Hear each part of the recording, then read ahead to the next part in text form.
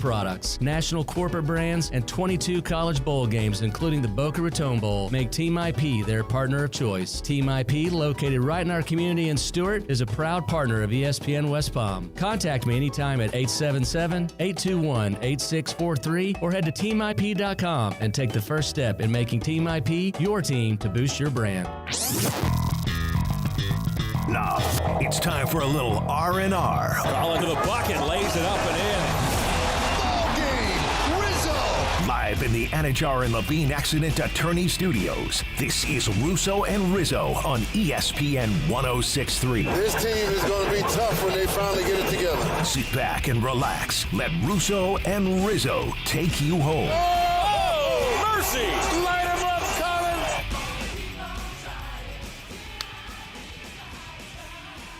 Happy Monday, everybody.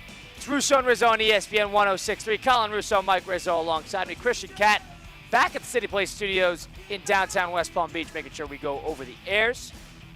Mike and I are live on remote, actually, at the Weston Golf Club right here in South Florida, in Fort Lauderdale in Weston, Florida. Got the City Furniture Golf outing. I'm having a whole lot of fun here. The one thing I'll say is we had a fun weekend of football. We'll get into that. We'll break it all down. But we've been having some technical issues on the computer side of things. I got faulty equipment. I have a machine that almost blew up on site. It sounded like it was like a car engine problem. That's how loud Mike's laptop was before the show actually started. It makes me think, because Mike and I are recent full-time employees at this company, and we are given new laptops. I don't think this is new, buddy. If it is, it's either the laptops were scrapped together in some kindergarten computer class, or they're scraped together in some scrapyard. I mean, the computers we get are complete pieces of garbage. Let's call it like we see it. Mine is you don't even use it. I gave up. You have your own. I gave up using it. It's a nightmare piece of equipment, and it sounds like yours is more the same. It doesn't even load. It doesn't load, and it's like, so, folks. We're going to talk to Steve Politziner. He's going to get a piece of our mind because these computers are pieces of junk. Like, it's a very simple process to get our restream up where you can see our faces on YouTube. And for some reason, my machine will not cooperate. Its camera will not cooperate. I cannot get my camera up on the restream. And the moment that I allowed the restream to access my camera, Colin, that's when you heard what sounded like a broken down car. Yeah. Sounds like there's a blown engine. It sounded like a broken down car was sitting on my lap. I don't know what's going on. So yeah. I'm very upset about this computer situation right now. But it's hard to be upset when we're at a beautiful golf course as much as this one. I mean, the palm trees everywhere. There's water. There's lakes here. We're having a great time here on site, but I'll tell you what, and I know Christian Cat is our producer back at the station. He has a certified ThinkPad as well. I would be interested to get his thoughts on this because this thing's a piece of garbage. There's no ifs, ands, or buts. This thing stinks. These computers are a waste of time. They really are. I don't understand if they get it on a bundle deal. If that's why Good Karma Brands favors these type of machines, but they're terrible. And you guys sound so privileged and so whiny. It's not privilege, dude. Yes, it is. You are lucky to get a company it doesn't even work. Laptop. Yeah, it works for everyone except for you. I'm sure it's a laptop's problem. It doesn't even work. I have a job to do. It doesn't even work. I have a job to do, and I can't do my job because I can't access the camera after I have allowed it to have access to my device. We have access to the camera, but I'm just saying, via your phone. From a general perspective, the ThinkPad is a piece of garbage, and that's just my take on it. Maybe we'll get to Steve and see why maybe the Good Karma Brands cutting some costs by going to turning in this direction. But nonetheless, a lot of fun over the weekend on the college side of things. A couple upsets, of course, and a very fun NFL Sunday in which we learned a lot about a certain number of teams that are sort of middle of the pack. Arizona Cardinals being one of them. I want to get to them and what Kyler Murray has been doing in that NFC West as of late. But it's Colin Russo, Mike Rizzo, and Russo at ESPN 106.3 from the Weston Golf Club on a Monday edition. We'll speak with Jonathan Zaslow next segment. Of course, we got Christian Cat helping us out back at the City Place Studios. But we've been spending the majority of our day so far just heckling golfers. And, there's worse ways to spend your Monday than going to a golf event talking some sports. Everybody's got a different fandom here and there. A lot of Miami fans, I was surprised about that.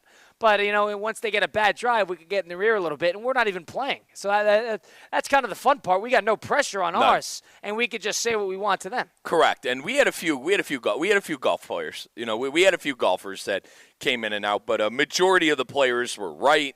At our hole that we were set up, right was the trees, left was the bunker. I had it down to about a 85% chance of a golfer that we had come up hit it right or left. But that's not what this is about. It's about the outing with City Furniture. Hopefully they could furnish Colin's apartment one day, our good friends at City Furniture. But we're having a great time out here. The sheer amount of sports fans, like the power of the brand, right? The power of ESPN. The sheer amount of people that came up to us and went, hey, man, this is my team and this and that. They were so open to talk about their team, and they wanted to let us know how their team did over the weekend. Like Colin said, we had Miami fans. We had Florida State fans. We had Gator fans who were hiding, by the way. Couple Clemson guys. And then Ole Miss. We got our Ole Miss guys in front of us right now.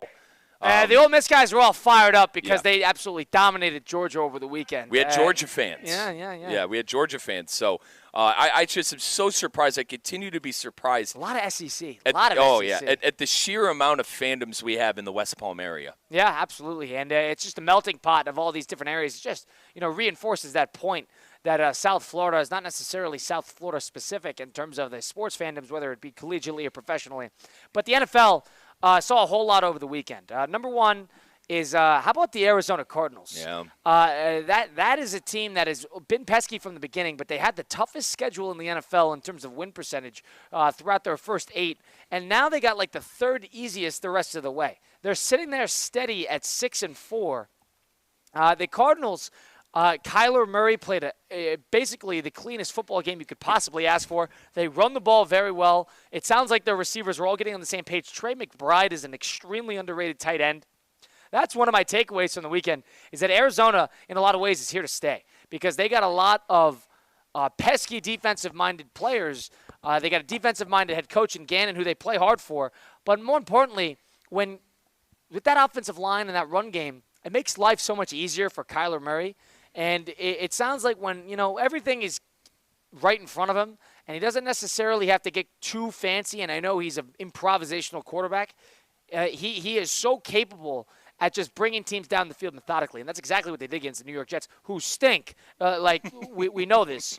But the Cardinals, they put on an absolute show. They couldn't stop them. Offensively, they were all over them. And I was really impressed with what I saw from Arizona. I was too, and they're leading that division. Now, we don't want to sleep on San Francisco. They did win a close one over the weekend as well, but at 6-4, they're got that home playoff game as of right now. And more, I think, with what's going on with Arizona, to your point, is that run game too. I mean, James Conner is an absolute unit to bring down. I think Gannon has done a good job of coaching that team as well. Let's not forget their head coach was part of that Super Bowl run that the Eagles went on. You had Steichen on the offensive end. You had Gannon on the defensive end. I think those guys, they play hard for him. Yeah. They play hard for him. And I think both of those coaches are proving that they got something as a head coach. I know Indianapolis not necessarily having the success. It starts at the quarterback position. But with Arizona, Kyle, I saw at one point Kyler Murray was 16-16. And then the next play he had, he ran it into the end zone, and I turned it off. That was one of the only games going on at 4 o'clock. When Murray ran that ball in the end zone and was 16 for 16, I said, all right, I got all I needed from this game. And what I needed from that game is to see that the Arizona Cardinals are a threat. We're running out of games here. We're 10 games in. I'm waiting for the Cardinals to go away, and they're just not going away. So we got to start taking the Cardinals seriously. And there's a ton of teams in that division you still have to take seriously. I think that's the most hard-fought four division probably in the NFL, right? Division. Intriguing.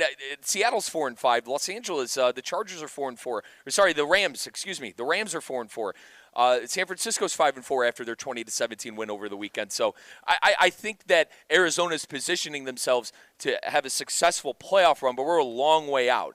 We're a long way out in the sense of having that division be tied up for. Well, if you wanted to define what we've seen in the NFC West, the way I look at it is, of course, probably they don't have the top-heavy nature that somebody like maybe the AFC North or the NFC North maybe has. But what's intriguing most importantly about the NFC West is that all those teams, if not most of them, are trending upward. And if you look at the NFC North, the Packers have been getting beaten up a little bit. The Minnesota Vikings, haven't been as clean. I know they're still winning games, but they haven't been playing as clean of football as of late. The Lions, we know how great they are. They escaped that game last night. We'll get into that a little later. But, the Bears completely imploding. They haven't even played a divisional game yet. They're going to get absolutely ravaged when it gets down to it. That NFC North is starting to get battered a little bit. And if you flip it to the NFC West started with some injuries, and now everybody's starting to trend upward. The Niners are getting more healthy. Of course, McCaffrey was a big factor yesterday in their game. The Los Angeles Rams are finally getting healthy. You got the receivers back. They're getting 2 offensive linemen back. They play on Monday Night Football against the Miami Dolphins. It's trending upward. And the Cardinals have an easy schedule, and they already have a win again over the Rams. They have that comeback win over the Niners. The Cardinals have put themselves in a pretty good position here to get favorability over the other competitive teams in their division, number one. But two, they've gotten through a really tough patch of their schedule pretty much with only a couple scratches and bruises comparatively to some of these other teams that are starting to get ravaged and bruised. So I love what I'm seeing out of them. And I think people don't give enough respect to Kyler Murray because I think when Kyler Murray is protected and you give him some chance to give him some space to operate, I think he's really, really underrated. He's a really scrappy player. He's undersized, but he's got a good arm, and he's a gamer, and maybe literally too. But he's a guy who gets really creative with and he's methodical. He brings him down the field. He's got a good deep ball. Of course, he can kill you with his legs. I love Kyler. I've been in on him for a while, but I love what I've seen out of Arizona. And I mentioned them earlier. Let's segue to this. The Chicago Bears. Wow. Can we give up on the statue of Eberflus and Caleb Williams and Keenan Allen and Rome Odunze? Can we give up on that for a second? Eberflus shouldn't even have gotten on the plane. All right, they were at home. The Eberflus should not be allowed back in the facility. Shouldn't have been able to talk to the team after the game. Eberflus should be out. Goodbye. Good riddance. And I understand that the Bears have had a bad sort of 6-7 years here where they bring in a quarterback. Of course, they're shifting out of certain head coaches, whether it be the John Foxes of the world, and then you go to Nagy, and then you get rid of the quarterback, and then you bring in Eberflus, and then you get rid of the quarterback again. And now you bring in the head coach, and now you're going to get rid of the head coach. They have no stability. And in a lot of ways, it's the Bears are the Bears, sort of like the Jets are the Jets. But from that perspective, Eberflus, a guy who hasn't won a road game on Sunday in his Bears tenure, and they're trending downward in a tremendous fashion. And whether that be protecting Williams or whatever you want to chalk it up as, the book's out on them. They need new leadership. Whoever that is, it will be a favorable job. The Bears are terrible. They are one of the worst teams, least fun to watch in the NFL, despite all the talent they got. The offense is a nightmare. I think holding a team under 25 points in the NFL is very good. We know the Bears have a good defense. Once again, the story with the Chicago Bears is a miserable offense. I feel bad for Bear fan in a sense of you were promised offense. You were promised instant gratification with the number one pick of Caleb Williams. I loved Caleb Williams heading into the draft. I thought he was going to save, quote unquote, save Chicago as a city and at that position. Now the jury's still out. I'm not out on Caleb Williams by any means, but Colin, he stinks right now. Well, you need an offensive line and you need a head coach, and they don't have any. They don't have either. And Eberflus isn't an offensive guy. I fall under. And this isn't necessarily the book of the NFL by any means when it comes as a head coach. But if my team were trying to find a head coach, my preference would be head coach and play caller. And I understand sometimes that doesn't work. I understand guys have egos, and you got to take away play calling, abilities or rather duties. So sometimes. you're in on that, the offensive minded coach. Yeah, just because look at the coaches: McVay, Shanahan, Andy Reid. The most recent O'Connell, a couple of playoff runs of Christmas goes past. A lot of the coaches that are left at the end are the head coach and play callers. That kind of seems to be the theme of the NFL. It's a copycat league. I wanted the Bears before the year when I was doing radio in Peoria. I was screaming in a microphone, "How are you bringing this guy back?" And everyone tells you, "Oh, Riz, they play hard for him. Riz, the locker room loves him." Listen, Eberflus is a very likable guy. I understand that. But we're trying to win football games. This guy can't win a football game on a Sunday. He can't win a football game on the road, and they were at home. I understand that this past game. But Colin, 16 of 30 for 120 yards from the no doubt number one pick is not good enough. And not to mention, there is expectations with him and Jaden Daniels. Like, if you're a Bear fan, and I know this is unfair to do, different situations, and I know Dan Quinn, who isn't a head coach and play caller, by the way, Dan Quinn probably a better head coach than Eberflus and in a better position. But Bear fans that I know are going, Riz, we screwed up. We took the wrong quarterback. I hate when people do that because people have no idea what they're talking about. That's the same thing that happened with Young and Stroud. Stroud doesn't have Stroud doesn't have his receivers playing well with an offensive line playing well. And how does it look now? But you agree that's what happens with myself, a Brown fan, and a Bear fan. Those people don't know what they're saying. Caleb Williams was the bona fide number 1 overall pick. Nobody was going any other direction. Jaden Daniels was not even going to be the number 2 overall pick until later in the draft process. I hate when people do that. It's this type of revisionist history that people like to lean on.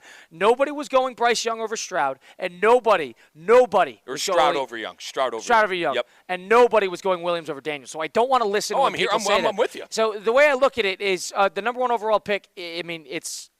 We thought it was a great situation with the Bears, and it looked like a great situation with the Bears, but it turns out it's not that great of a situation with the Bears because of how inept that coaching staff is and how terrible that offensive line is. And I scratching my head at a couple of moves that they made. I didn't think. Hindsight 2020, the Romo Dunze pick, I think was a bad pick. I questioned it. Probably should have won offensive line. Correct. I questioned it at the time. I wanted them to get a hog. And then the Keenan Allen trade made absolutely no sense to me. Trading, I believe, a 4th, 5th-round draft pick on a young team that's trying to continue to acquire young talent for a guy who's due a contract. He's due a contract next year. You think they're going to pay that guy? Well, I mean, that was just to give them some help. So, I mean, they're giving up a 5th-rounder instead of what? And that's why I feel bad for the Bear fan, because they were promised a boom offense, and they have one of the worst offenses in the league. And it's almost like it's too many mouths to feed. And you see DJ Moore, he visibly unhappy player. I mean, he didn't count. He didn't register a catch. 3 catches. I apologize. 3 catches for 24 yards. He has been completely inconsistent. Keenan Allen, up and down, a relatively reliable player. But Romo Dunze, you don't really know what you're going to get out of him week in and week out. DeAndre Swift, they got a lot of guys on offense. And it's almost too many mouths to feed for a play caller that needs to satisfy not only a lot of egos, but also needs to bring a team down the field. And it's not like New England was scoring touchdowns. I mean, they had a ton of field goals on the day. Right. Like, and then that's the credit to your defense, keeping you in the game. The Bears, you want to know what this scoreline reads to me? I watched a lot of this game, too. This scoreline reads to me they couldn't cross midfield and get into field goal range. That's a problem. And Shane Waldron was brought in with the with the expectation of, I fixed Geno Smith. I was the guy who made Geno Smith what he is right now in Seattle, which was a playoff run. I wonder what I could do with Caleb Williams. It's not looking good right now. And I understand Matt Eberflus is the head coach, and he should be out. Him and Peterson should be out. But there's got to be some. I guess I want to play blame game, and I honestly got to hate when people do this. But I am going to play blame game. Shane Waldron deserves some blame as well. I understand. Absolutely. But if Eberflus is out, then Waldron's out too. Sure. I wonder who – the problem is, Kyle, when you fire what everyone always brings up to me, because I've obviously have wanted to fire a lot of head coaches in my fandom during the season. When you fire the head coach, who's going to take over during the year? And then you start going into the trap of, all right, now Caleb Williams is on play caller number 2, head coach number 2. And I think the Bears are scared, to your point, what you said earlier, the Bears are scared to death to blow it up. They're scared to death to blow it up because it's what they've done. Let's go through it. You already did a little bit. Mitchell Trubisky, with the Fox, gone. And then Nagy, gone. Justin Fields, Nagy, gone. Justin Fields, Eberflus, Justin Fields, gone. They are deathly afraid to blow it up. But the problem is, you really want that around, Kyle? You really want more of this around? You're going to have to make a decision. It's like, do you want Williams to take steps in something that you know doesn't work and know won't be there at the end of the year? 3 points. Or do you want to blow it up mid-year and kind of throw him into a blender of trying to figure this all out at once? There's 2 sides to that ball, I understand. So I honestly, in a lot of ways, I am kind of off the ledge a little bit about getting him out mid-season like that. But to that point, the Bears are as ugly as any team in the NFL. They're probably one of the outside of we all agree the Jets are the most. The Jets and the Browns are the most disappointing teams in the league. At least the Jets had an impressive enough win 12 days ago. What Eberflus will tell you, Colin, if he somehow joined our show, is that they're still in this thing. The season's not over, and there's a lot of game to be played. But can I tell Coach Eberflus something? 3 points at home in front of the hometown fans. I know Bear fans. They were booing their face off yesterday. Yeah. They were booing their face off, and guess what? Well-deserved, okay? Well-deserved. I don't want to hear this crap about the players being angry about the fans booing. You deserved it. 3 points at home is embarrassing. Yeah, and it doesn't seem like they play hard for him. But that's Mike Rizzo. Colin Russo here live from the Weston Golf Club in South Florida. We're going to speak with Jonathan Zaslow, the Zaslow Show 2.0 in the college football tour. Coming up next, stick around. Russo and Rizzo, ESPN 106.3. Live from the Anajar and Levine Accident Attorney Studios. Anajar and Levine Accident Attorneys. Call 1-800-747-FREE. This is ESPN 106.3. Kaiser University's flagship campus, the 100-acre residential campus at 2600 North Military Trail in West Palm Beach, extends Kaiser University's educational offerings to over 100 degrees in the heart of South Florida. Kaiser University also has an athletic program with 20 national championships, including the 2024 Women's Swimming and Diving Championship and 2023 football, lacrosse, and men's swimming and diving titles. Visit KUSeahawks.com for the latest.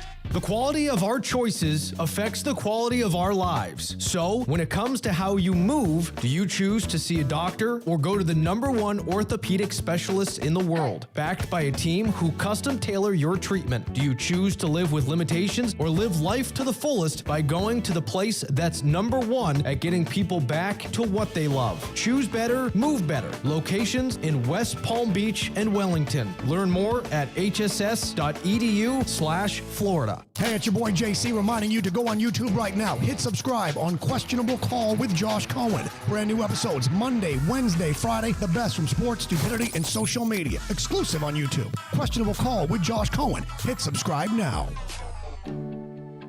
When it comes to choosing a health plan, you can trust the members who have experienced it firsthand.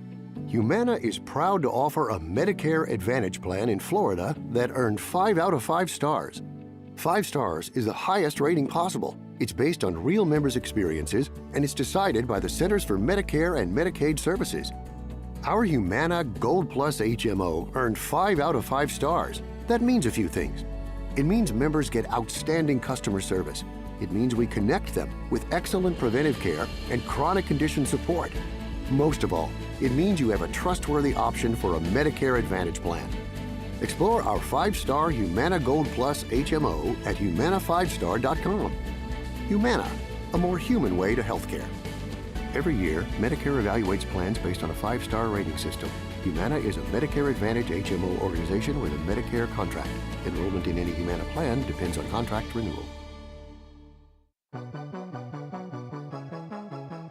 Let's get back to the Anajar and Levine Accident Attorney Studios. This is Russo and Rizzo on ESPN 106.3. I might be too strung out on compliments, overdosed on confidence, started not to give and stop fearing the consequences. Russo and Rizzo rolling on here on ESPN 106.3 live from the Weston Golf Club right here in South Florida. Colin Russo, Mike Rizzo, Christian Cat back at the City Place Studios in downtown West Palm Beach. Beautiful weather out. It's a little hot earlier. It feels like summer weather here. It's incredible how South Florida really takes the seasons out of you. I was back up north in Connecticut over the weekend, and it made me think about how much I really missed. You like the fall weather, the fall huh? weather. I see. Give me more summer. Summer all year round, please. Thank you. I am in on fall weather. But now I'd like to welcome in Jonathan Zaslow, the Zaslow Show 2.0, and the College Football Tour on ESPN Radio. Joining us now, Mr. Zaslow. How you doing today? What's going on? I'm doing okay. You better get used to this weather. I love it. Our winter, it lasts for about 3 days. It's really nice. And then we get back to being outside for 5 minutes. You got to change your shirt. That's what this weather is right now, Zaz. We're outside. We've been outside in the golf course all day. And you stay up in the sun for about 60 seconds, and all of a sudden you're sweating through your shirt. What do you guys got going on there? Where are we on remote today? What are we doing? We're at the Weston Golf Club over in Fort Lauderdale at the City Furniture Golf Outing. It's a lot of fun, and we've just been heckling golfers all day. Yeah, Zaz, we're trying to get Colin's apartment furnished. Have you heard of the situation yet? What are you? Are you furnitureless? No, Colin. Essentially. Close. Colin does not have a lot of furniture in his apartment. Close. Let's just say I got a little chair recliner thing, and I got a folding chair, and that's about it. So I got He puts his plate on his legs to eat.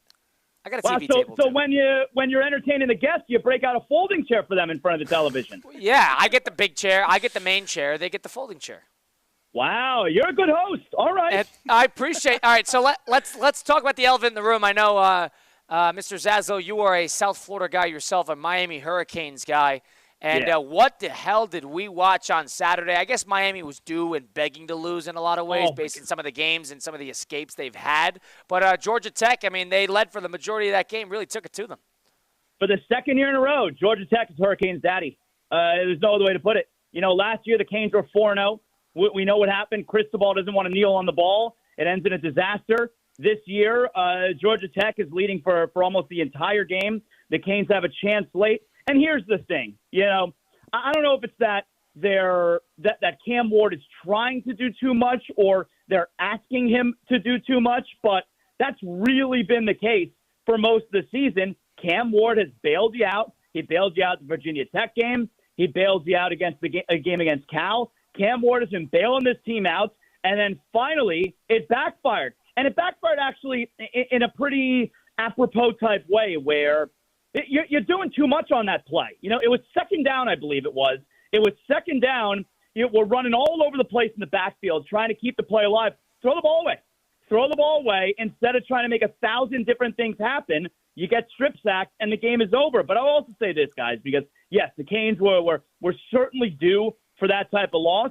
Let's also let the elephants in the room, available for everybody to see at this point. Those other teams that were up there when the Canes were ranked 4, and we're talking number 1, Oregon, number 2, Ohio State. Georgia was number 3. Can we be honest for a second? If the Canes played one of those teams, how do we think that would go? Like, the Canes were surrounded by those top SEC teams at the top of the rankings, the top Big Ten teams. I'm not so sure they belong there right now. So, Zaz, the $1 million question now is what happens in the ACC? Oh, now the ACC can only have one team in the playoffs. Like, that's for sure. We don't have to entertain the idea of having 2 teams. The Canes still, they're wacky, tie-break scenarios, but the Canes still control their own destiny. That's good, all right? Canes win this weekend against Wake, and then in the final week they go to Syracuse and win. And listen, if you can't do those 2 things with your playoff hopes on the line, they don't deserve to be in the playoffs. What are we even talking about here? But if you win those 2 games, you go to the ACC championship. We're talking probably SMU, and the winner of that game is obviously in. But now, because the Hurricanes lost this week, there is no other route for the Canes to lose the ACC title game and still sneak in. The ACC is getting 1 team in the playoff, no way around it. Yeah, and there was no guarantee to begin with that, let's say, if Miami was undefeated and SMU beat them in that ACC title game, that they would throw them a bone and get them in. I would assume yes, but you never know with the committee. They're not going to give any benefit of the doubt to the ACC or the Big 12. But I agree with you. They still control their own destiny. SMU is not going to be an easy out, by the way. I think SMU doesn't necessarily get in their own way, and that is not necessarily a recipe that Miami likes to see. But another thing, we'll talk about another ugly one. I believe you guys were in South Bend this weekend. Am I correct? Yeah. Yeah. But talk about 2 teams that I couldn't despise more, Notre Dame and FSU. Yeah, what a brutal game. You saw a complete barn burner in that one, but give me a feel of South Bend at least on a game day. It's a cool spot. South Bend was cool. I mean, these kids, everyone on campus, they love Notre Dame. Oh, my God, do they think Notre Dame is just the greatest. Beautiful campus. Friday night, we broadcast the show from a little spot called Linebacker Lounge, which was a really great spot as well. So you had a good little Friday night where you got the drinking going on, everybody having a good time.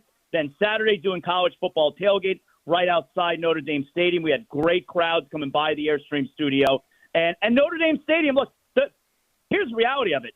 It's just like a block of concrete. There is nothing impressive, actually, about the stadium. It's so not fancy, but seeing it for so many years on television and then being there, oh, yeah, this is Notre Dame Stadium. That part I found to be very cool. Zaz is, and obviously no Pac-12 anymore, but is Florida State the worst Power 5 team in the country? Oh, they're the worst team in the country. They're the worst team. You want to tell me about, outside of Power 4 conferences, I don't want to hear it. Those teams are all better than FSU. Norvell woke up on Sunday morning. He fired half his staff. I mean, when do you see that? Right. They were undefeated last year going into the bowl game, and this year they've lost 9 out of 10. I mean, how bad was Cal that game? That they're the only team in the country that has lost to FSU this year. How bad was Cal that day, Mike? Who lost to this team? How bad was Cal? Unbelievable. And Cal had Miami on the ropes, too. Another thing to consider. Yeah. But Jonathan Zaslow joining us from the Zaslow Show 2.0 on the College Football Tour.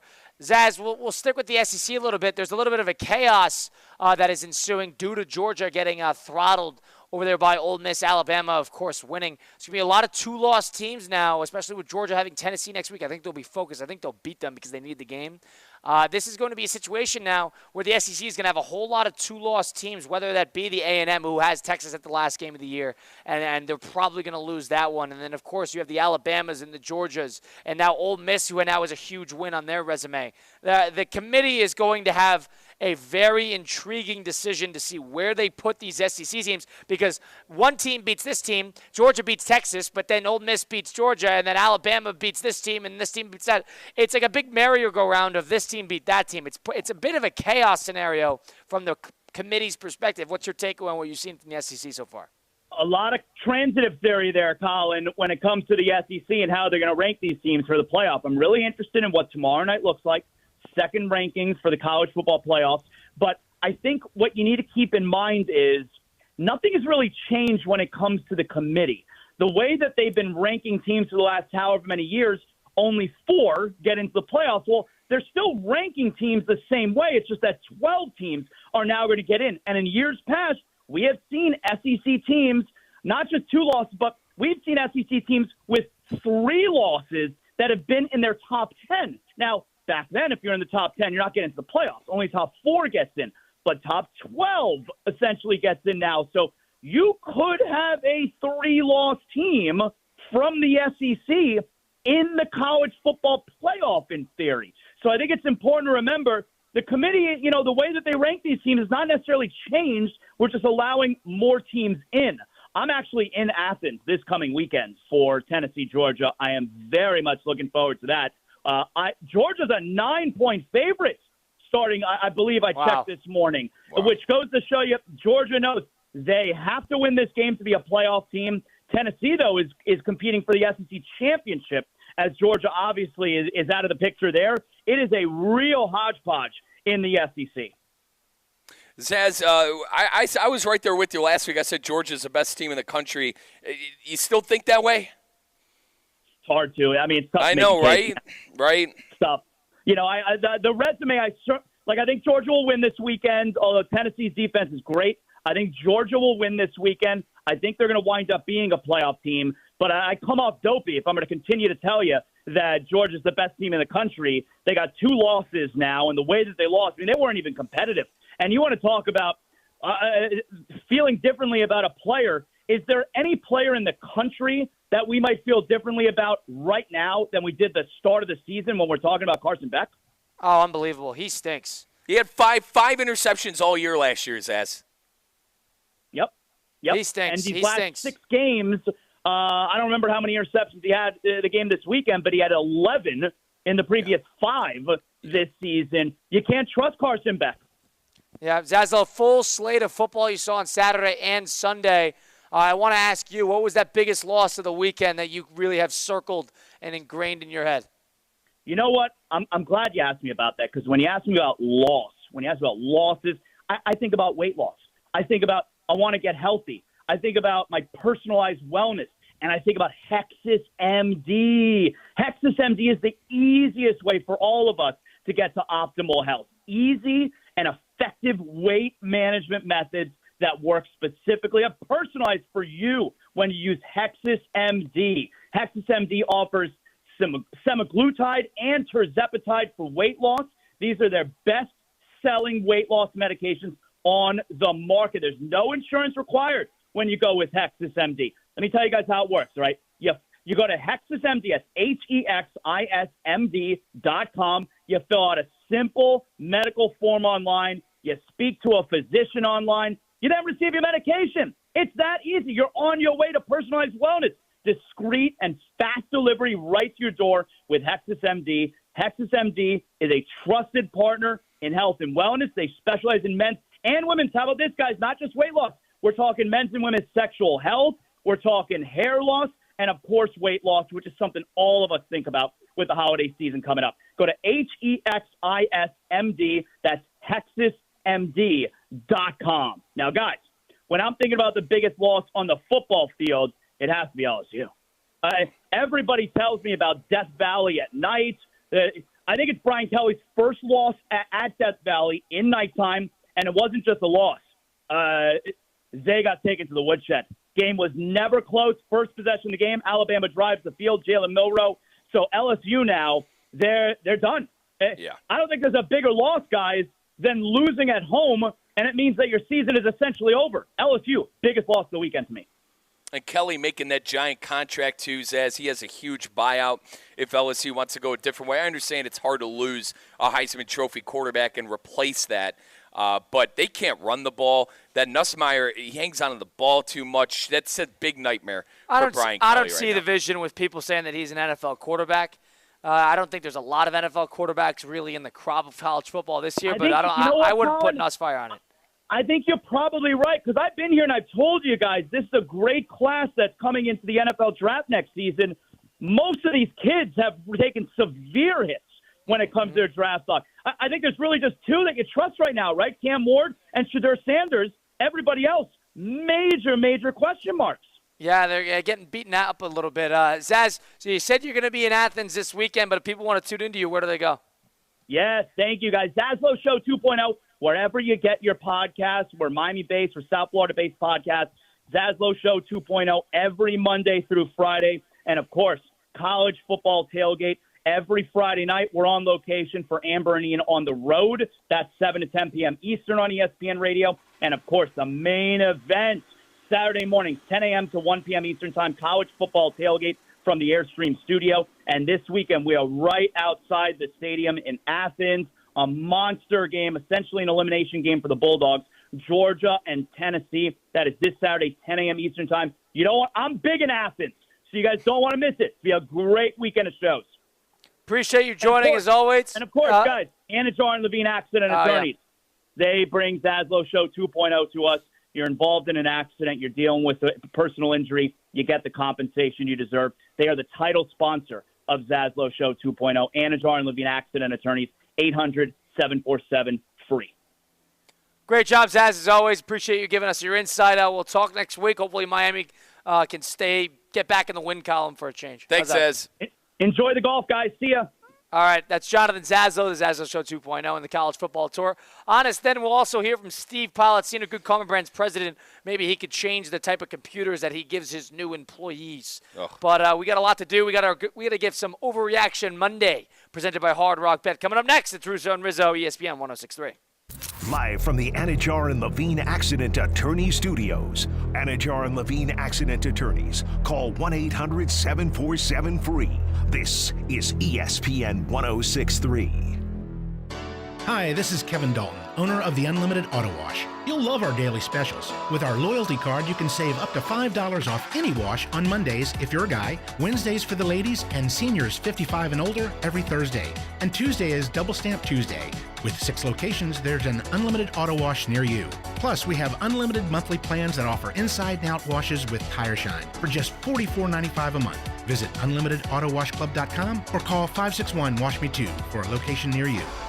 ESPN 106.3 is presented by Rubenstein Law. 1-800-FL-LEGAL. Car accident, truck accident, Uber or Lyft accident, or a slip and fall. Call Rubenstein Law. Call 1-800-FL-LEGAL and visit one of our offices throughout Florida. Palm Beach County's premier college football event is back. Don't miss the 2024 Boca Raton Bowl, Wednesday, December 18th from FAU Stadium and broadcast live on ESPN. Last year's game saw in-state Rising Power USF beat Syracuse out of the ACC. What will this year's game have in store? Big names, big teams, big action. The 2024 Boca Raton Bowl, December 18th at FAU Stadium on ESPN. Don't miss out. Find out more at BocaRatonBowl.com. Want to accelerate your career as a manager or executive in the exciting industry of sports? Florida Atlantic University's MBA in Sport Management program is ranked #1 in Florida and 10th in the world. Students learn practical and applied skills from top faculty and experts who work in the industry. With a 94% placement rate for all grads, the full-time MBA program sets students up for success in the world of sports. Check out Florida Atlantic University's MBA in Sport Management program today by going to business.fau.edu. Hey, it's Josh Cohen for the Accident Attorneys, Anajar and Levine. Car accidents, truck accidents, slip and fall, trip and fall. Did you get injured on the job? Workers' comp problems? My friends Mark Anajar and Glenn Levine, they will fight for you. Remember, they do not get paid unless you get paid, and they will fight to get you the maximum compensation you know you deserve. Here's what you do. You just call. Call Anajar and Levine for your absolutely free consultation. Do not settle for just any attorneys. Demand Anajar and Levine, and demand the Anajar and Levine difference. It takes just one phone call to begin to take back control of your life. So do that. Take back control of your life. Call 1-800-747-FREE.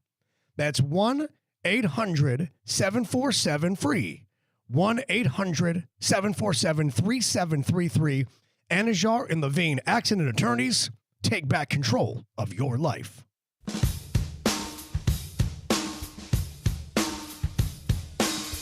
Let's get back to the Anajar and Levine Accident Attorney Studios. This is Russo and Rizzo on ESPN 106.3. Live from the Weston Golf Club right here in Fort Lauderdale. Colin Russo and Mike Rizzo on Russo and Rizzo on ESPN 106.3. Christian Cat, of course, helping us out back at the City Place Studios in downtown West Palm Beach. On the road today, you just heard from Jonathan Zaslow, the Zaslow Show 2.0, and the College Football Tour on ESPN Radio. We'll talk to Steve Politiner coming up next segment. In the meantime, we had a packed weekend of NFL football, a little college basketball too. But, a couple upsets here, a bit of a chaos ensuing with Miami losing and Georgia losing, Alabama beating LSU. And, of course, in the NFL side of things, the Commanders lost to the Steelers. You have Arizona playing well. You have the Bears being terrible. The Lions are, bled for the first time in weeks, but they still escaped with the win. Let's get to some overreactions. I want to get to Overreaction Monday presented by Hard Rock Bet. Sound the alarm. Let's jump to conclusions. There's no room for reason. It's Overreaction Monday. Oh, how could I be so stupid? Presented by Hard Rock Bet. So Overreaction Monday presented by Hard Rock Bet on Russo and Rizzo is when Mike and I go back and forth giving our biggest overreactions from over the weekend.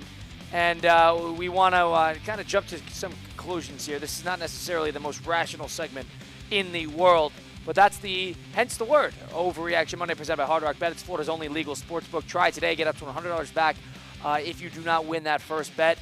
Hard Rock Bet is the place to be for all the parlays, sophistication for the experienced player, and the simplicity for the new player, or for the new player on the simple side, and the sophistication for the experienced player. I love the app. It's got the best type of best of both worlds. We'll give our picks on Monday Night Football. Of course, they got a ton of lines going on there. Try it today. It's offered by the Seminole Tribe of Florida. Must be 21 plus and physically present in Florida to wager. Terms and conditions apply. Concerned by gambling, call 1-888-ADMIT IT. I'll start this one. My first overreaction from over the weekend. The Pittsburgh Steelers. Sign me up. Good defense. Russell Wilson is starting to get into a bit of a flow. We called question last week into getting Mike Williams over at the deadline. And Mike Williams showed up in a big way on Sunday with that late game touchdown grab, a terrific grab. Russell Wilson is still one of the best deep ball throwers in the game. George Pickens, of course, acrobatic catches left and right. Sign me up.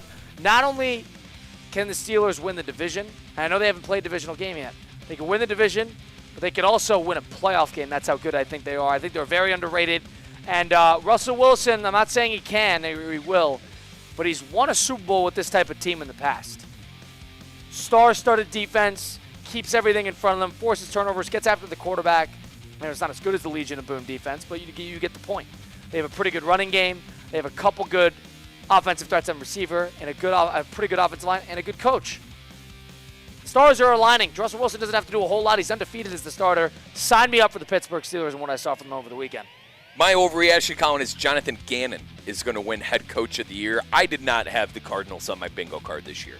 I thought the Cardinals were absolutely going to be finishing in dead last in their division. I thought Seattle, Los Angeles, You wanted San them to get rid of Francisco. Kyler Murray a couple weeks ago. I think everybody did.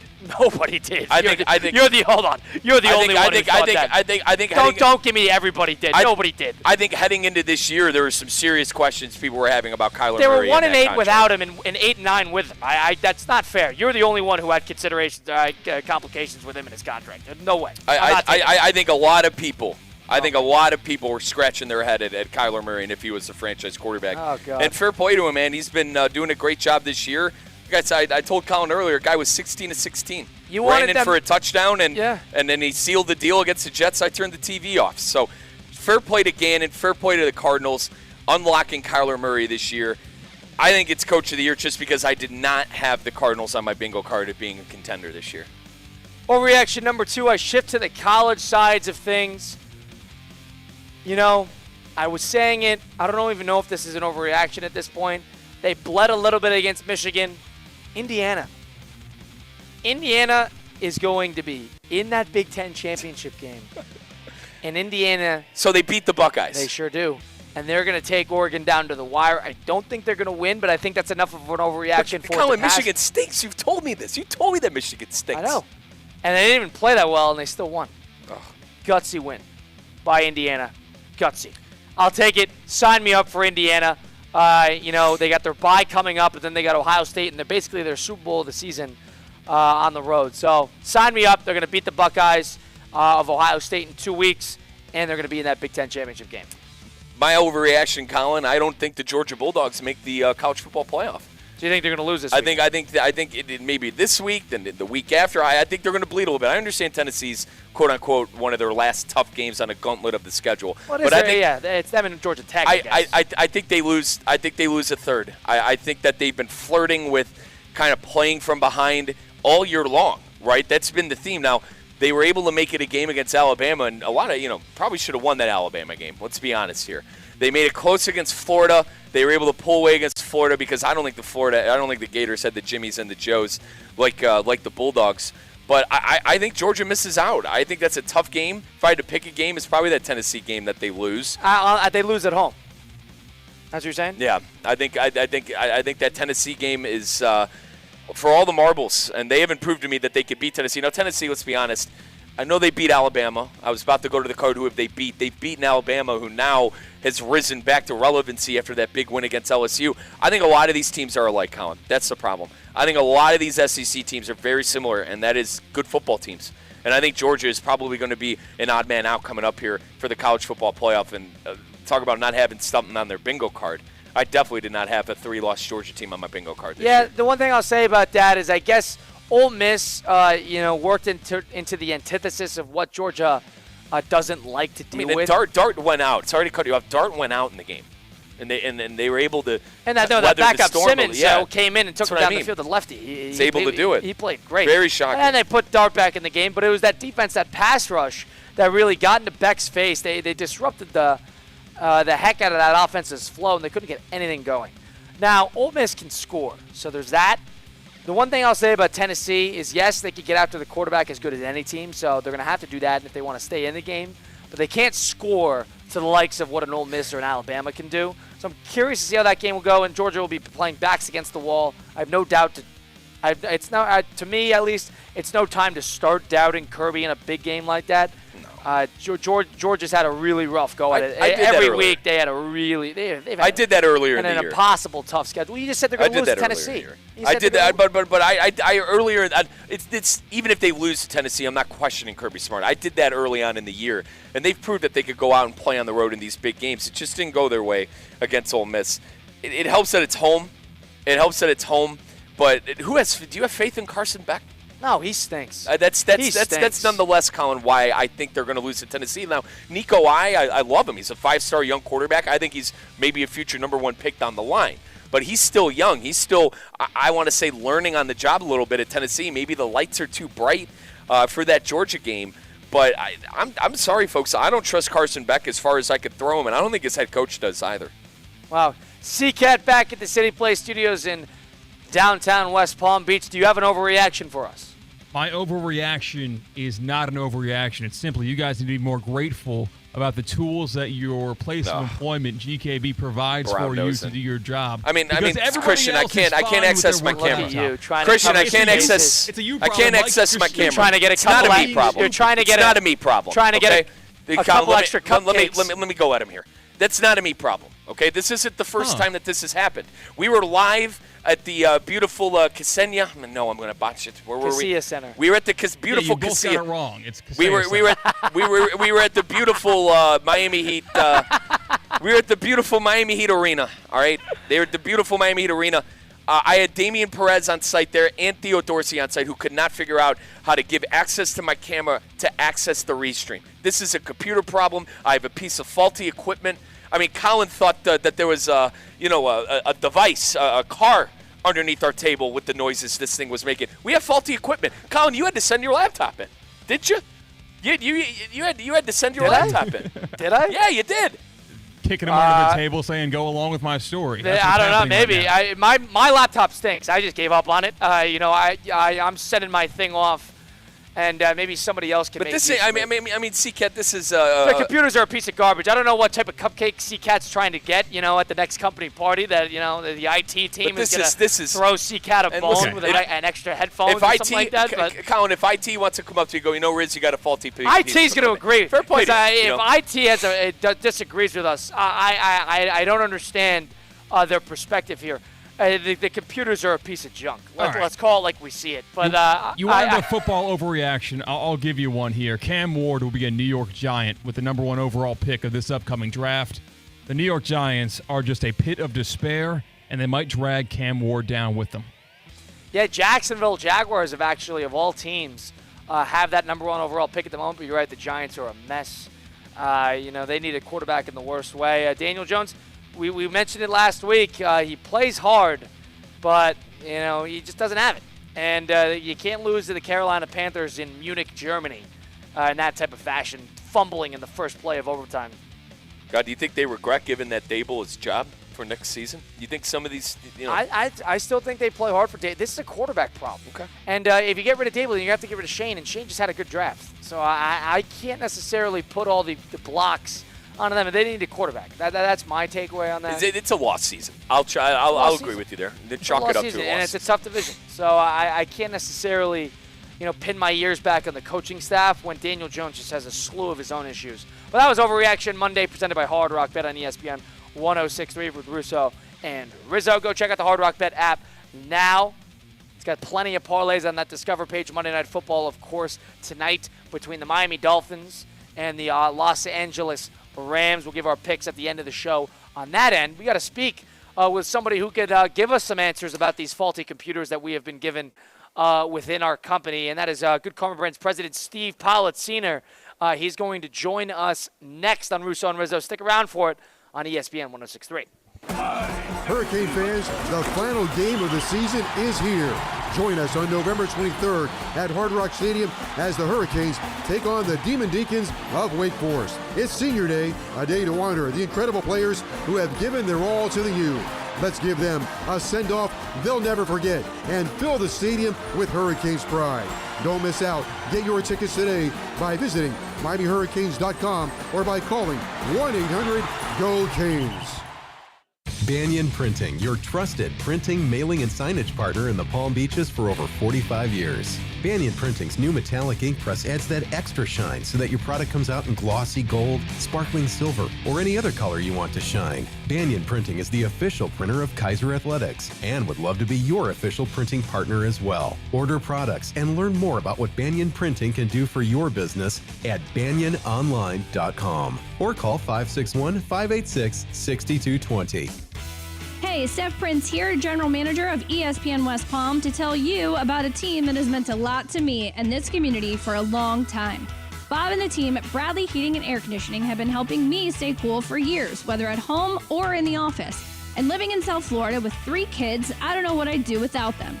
Family owned and operated, serving Royal Palm Beach and beyond since 1980.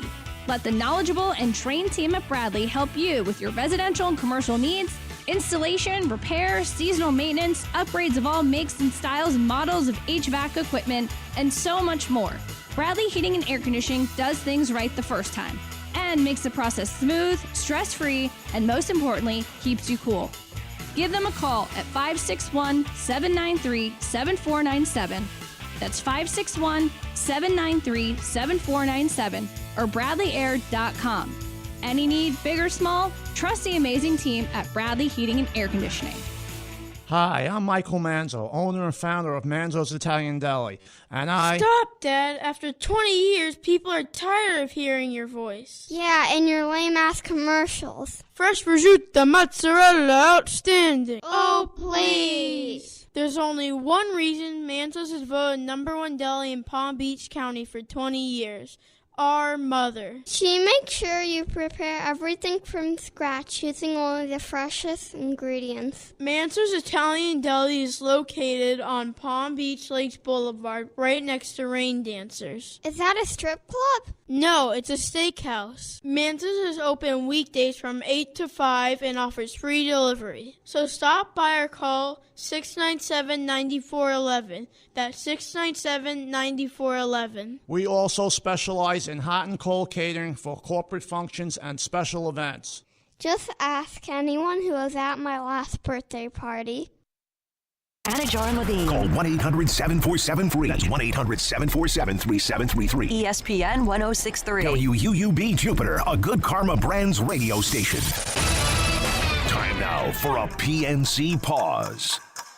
PNC Bank is committed to helping the customers and the communities they serve move forward financially. See how they can make a difference for you at PNC.com.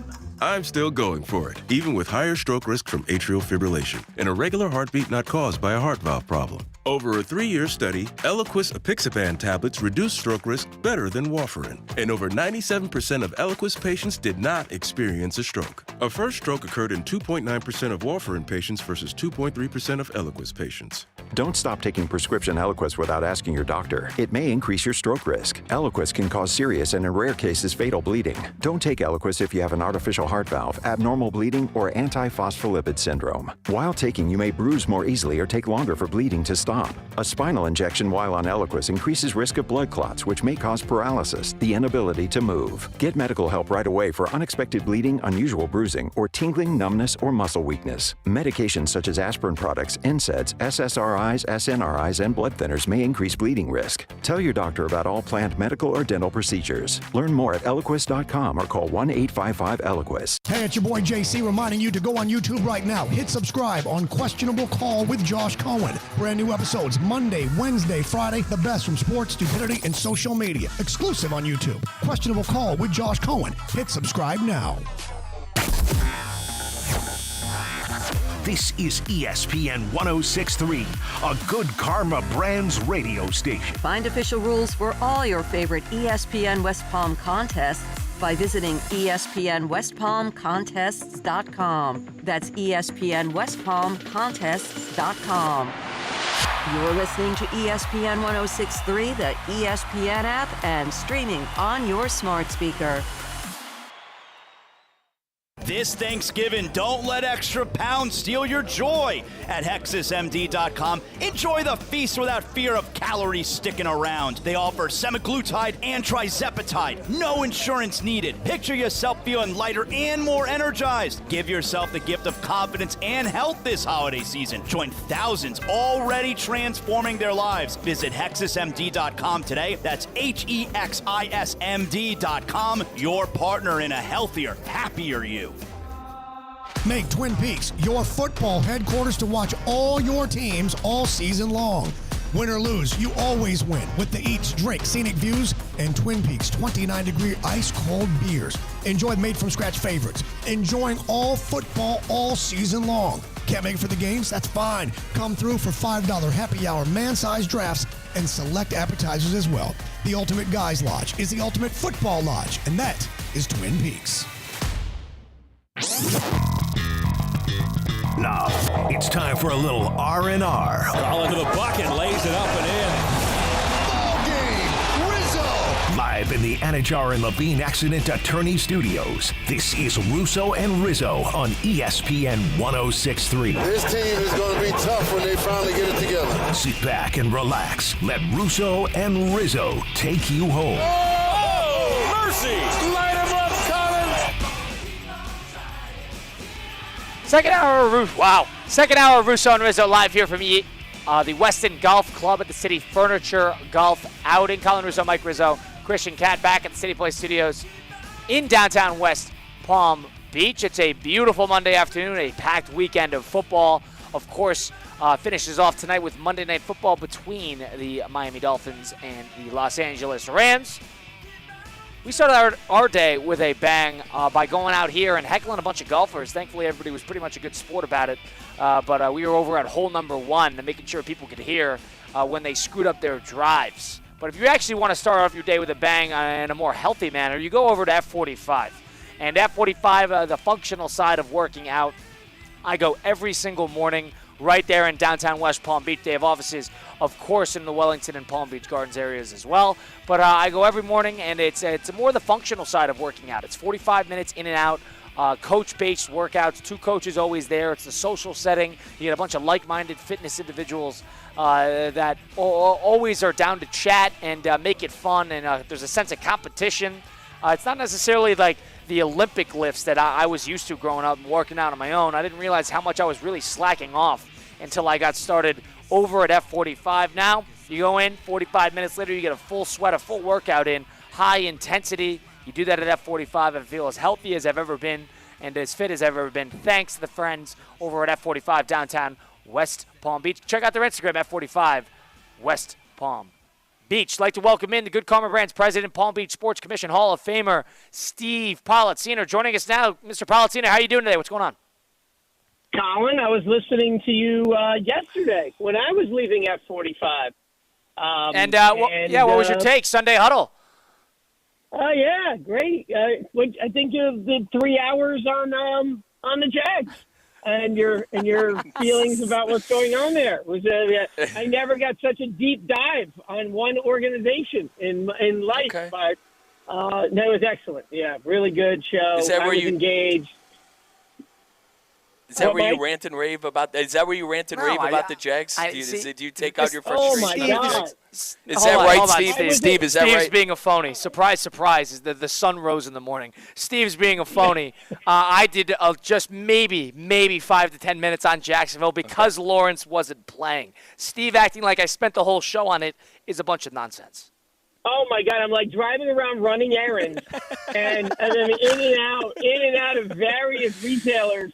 And it's like, all right, now, so if Peterson, if you read, you could read between the lines. You didn't get Lawrence's back here. Whoa. It's like a 30 for 30 about what happened with Peterson and Trevor Lawrence on Sunday morning. He didn't like that, Colony, you know? Yeah, funny, Steve. Talk about something we don't like. The or burnt toast.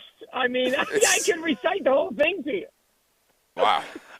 Steve, we're at the Weston Golf Club in Fort Lauderdale with the City Furniture Golf Outing. And it was funny because Mike was trying to set up the video aspect of our live stream and making sure that our faces can be on the live stream so everybody could see our pretty faces live on the show. And Mike's company computer blew up. It was essentially a space shuttle. That was the volume in which this computer was operating at. And then it just completely shut down. Computer, forget it. We didn't even work on it. So, I could go to IT, but I'd rather go higher than that. I'm going to go to you, the president of this very company. What types of pieces of junk are you giving us? Steve, I got a faulty piece of partner. I got a faulty piece of equipment over here. There's no ifs, ands, or buts. Well, I can't access my camera. I can't access my camera on this thing. I'm trying to get the Restream hooked up while trying to do a live radio show. I mean, Uncle Steve, I'm struggling over here. This thing's a piece of garbage, to Colin's point. First of all, we provide, some. In fact, right now we're going through our entire company reviews where people share and say, do you have the materials and equipment that you need? And you have a forum to be able to provide feedback, as it relates to that. So you have that opportunity. I am going to probably say that you two dopes probably broke it, put it out in the heat. I mean, I wouldn't trust Colin with anything. You know, Rizzo's all big and bouncing into things. I'm sure the thing's been smashed around. We should be charging you guys on your next paycheck for that computer instead of having to take this abuse about the phenomenal materials that we provide our team. Phenomenal. Steve, save me the trouble. Come on. Save me the trouble. It's like the captain of the Titanic talking about how great the ship is. I don't need to hear it. These computers are a complete waste Steve, of time. it said your computer. It said it snagged the problem, and I looked down. The whole thing's blue, and Colin goes, "Dude, is that coming out of the Comrex?" By the way, for those who don't know, our Comrex is how we do how we do live remotes and how we connect back to the station. He goes, "Riz, is that the Comrex?" I said, "No, buddy. I think it's my computer." Nice job, Steve. Fairness, all in all. In fairness, I'm guessing that you two are not getting. You're probably getting the refurbs. I would agree with that. That makes sense. I think we get the recycled. I got a faulty piece of equitment over here. Yeah, this isn't the first time. I take care of it. Like you guys say, when I take care of things. My God, I have my Nintendo. Uncle Steve, I have my Game Boy SP from 2003. It's mint. Well, that's your problem. But I'm guessing that the IT team is probably like, who are these guys? And someone probably else is like, yeah, give them that one that was new in 2005. Well, Steve, it's an ego bruiser. I'll tell you what, IT better get to know me because this is an ego bruiser right now. I can't. IT's going to get a stern email, I'll tell you that, and it's going to be on Mike's behalf. And Uncle Steve, I'll tell you what. I've been through my training. I paid my dues. I clicked on we never talked about this with Steve. Steve, how about this? Mike Rizzo, maybe that's why the computer is such a piece of junk, is that Mike Rizzo has clicked on more phishing emails than I think anybody else in the company.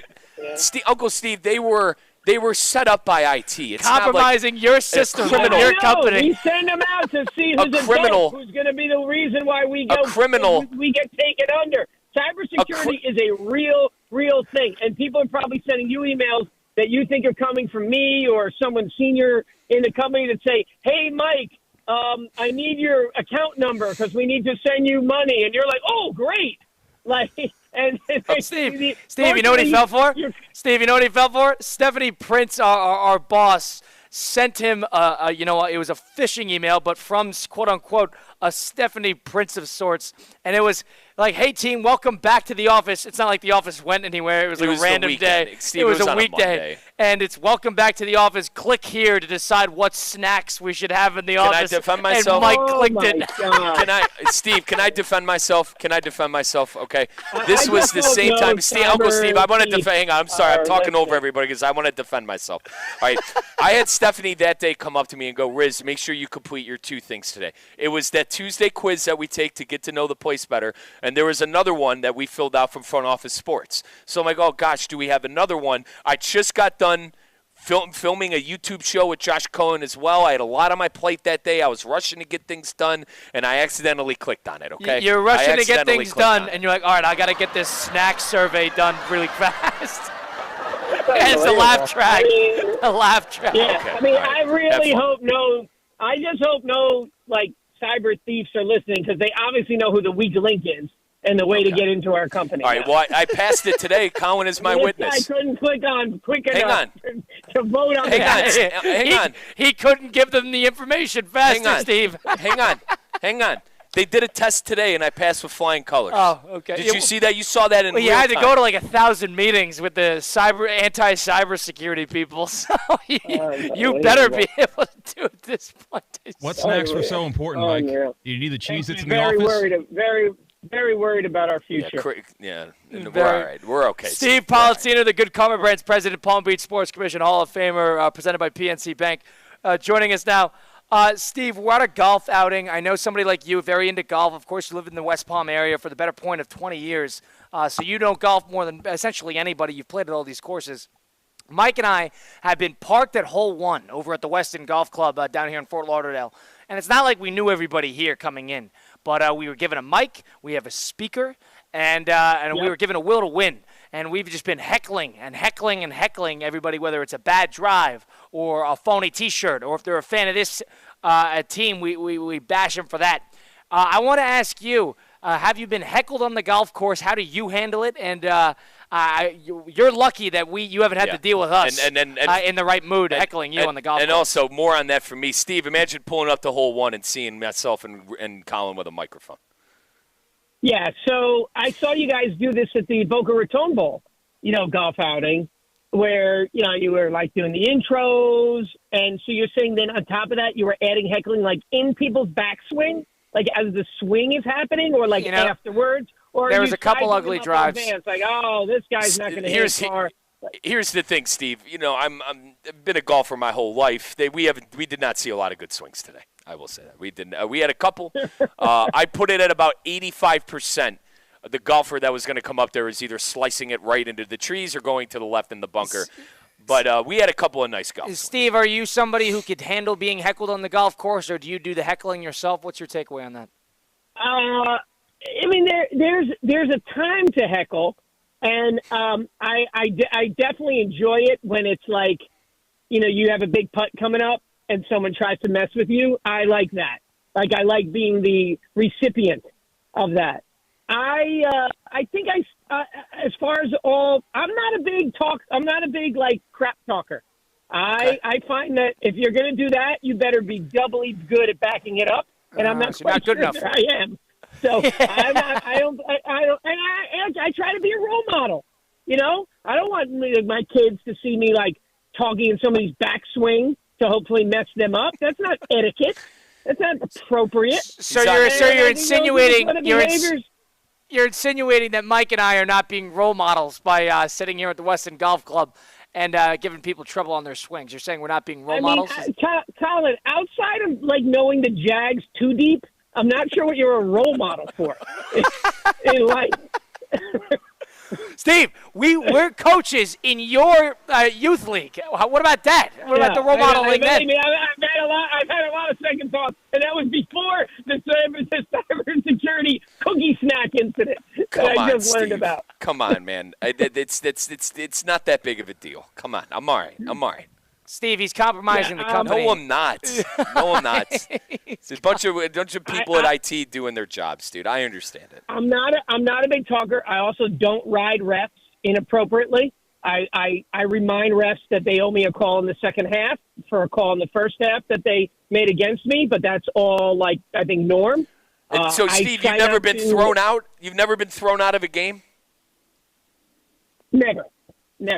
Wow. Never as a player, never as a coach. Never. Okay. When's the last time you got a technical? No. I'm going to probably say never. Don't do that. You've got a technical. You've got a technical. You've had to get a technical. I don't believe that I have. I know. I don't believe that I have. I respect reps. I have this conversation with people all the time. Why do people think it's so immature? Why do you think screaming at a ref is going to help you out? Now, you can work a ref. You can talk to a ref. You can politely explain to a ref that they missed a call there, and you'll gladly take one with 2 minutes left in the fourth. I do that all the time. But it's so immature to see people just unload on a ref and think that that's somehow going to better their chance to get a call or to win. Steve works the refs. I see. A little $5 bill, Uncle Steve. Right? You know what I mean? A little. His little Benjamin Franklin. You're working the ref a little bit over there, huh? Well, I can't wait to see you guys. When's your first game? Wednesday. Okay, I'll be out of town. When's your second game? Saturday. Hold on. Why are you out of town? Steve, you created the schedule. All the games are on Wednesday and Saturday. Yeah. Well, we're going to work on that. We have a close watch on you guys.